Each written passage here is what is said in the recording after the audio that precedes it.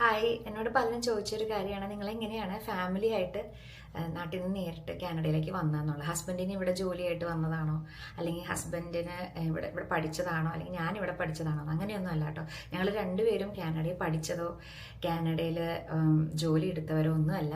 നേരിട്ട് നാട്ടിലത്തെ വിദ്യാഭ്യാസം വെച്ചിട്ട്, നാട്ടിലത്തെ വർക്ക് എക്സ്പീരിയൻസ് വെച്ചിട്ട് ഡയറക്റ്റ് അവിടെ നിന്ന് തന്നെ PR-ന് അപ്ലൈ ചെയ്ത് വന്നവരാണ്.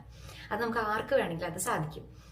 അതിന് വേണ്ട ക്രൈറ്റീരിയ എന്ന് പറഞ്ഞിട്ടുണ്ടെങ്കിൽ നിങ്ങളുടെ പ്രായം ഒരു ഫാക്ടറാണ്. 35 വയസ്സ് താഴെ പ്രായം വന്നു കഴിഞ്ഞാൽ ഏറ്റവും കൂടുതൽ മാർക്ക് കിട്ടും. 30 വയസ്സ് താഴെയാണെങ്കിൽ കുറച്ചും കൂടെ അധികം മാർക്ക് കിട്ടും. പിന്നെ നിങ്ങളുടെ ഡിഗ്രി അല്ലെങ്കിൽ പോസ്റ്റ് ഗ്രാജുവേഷൻ അതനുസരിച്ച് അതിനുള്ള മാർക്ക് കിട്ടും.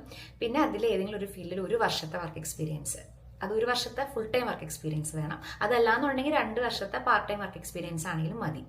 ഇതിലേതെങ്കിലും നിങ്ങൾ മേക്ക് ചെയ്യണം. പിന്നെ IELTSന്റെ സ്കോർ ഒരു ഫാക്ടറാണ് കേട്ടോ. IELTS ജനറൽ നിങ്ങൾ എഴുതി അതിന് നമ്മൾ മാക്സിമം മാർക്ക് മേടിക്കണം. പിന്നെ ഉള്ളത്, നിങ്ങളൊരു കുറച്ച് ഫണ്ട് കാണിക്കണം. നിങ്ങൾ എത്ര പേരാണ് വരുന്നതെന്നുള്ളത് കുറച്ച് പറയാനുണ്ട്. നിങ്ങൾ എത്ര പേരാണ് വരുന്നതെന്നുള്ളത് അതിൻ്റെ ഫണ്ട് നിങ്ങൾ കാണിക്കണം.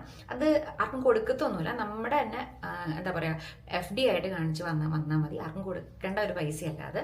പിന്നെ നിങ്ങളുടെ സ്പൗസിനെ ആഡ് ചെയ്യുന്നുണ്ടെങ്കിൽ, ഭാര്യയ്ക്കോ ഭർത്താവിനെയോ ആഡ് ചെയ്യുന്നുണ്ടെങ്കിൽ അവരുടെ കാര്യങ്ങൾ, അവരുടെ വിദ്യാഭ്യാസം, അവരുടെ വർക്ക് എക്സ്പീരിയൻസ്, അങ്ങനെ അതിനും മാർക്ക് കിട്ടും. അങ്ങനെ ഇതെല്ലാം കൂടെ ചേർത്തിട്ട് ഒരു മാർക്ക് വരും. അതിനെയാണ് CRS സ്കോർ എന്ന് പറയുന്നത്. അത് കുറച്ച് ഡീറ്റെയിൽ ആയിട്ട് പറയേണ്ടത് ഞാൻ വേറൊരു വീഡിയോയിൽ ഞാൻ പറയാം, അതെങ്ങനെ എടുക്കേണ്ടത്, എങ്ങനെ കണ്ടുപിടിക്കേണ്ടത് എന്നുള്ളത്. Okay, by.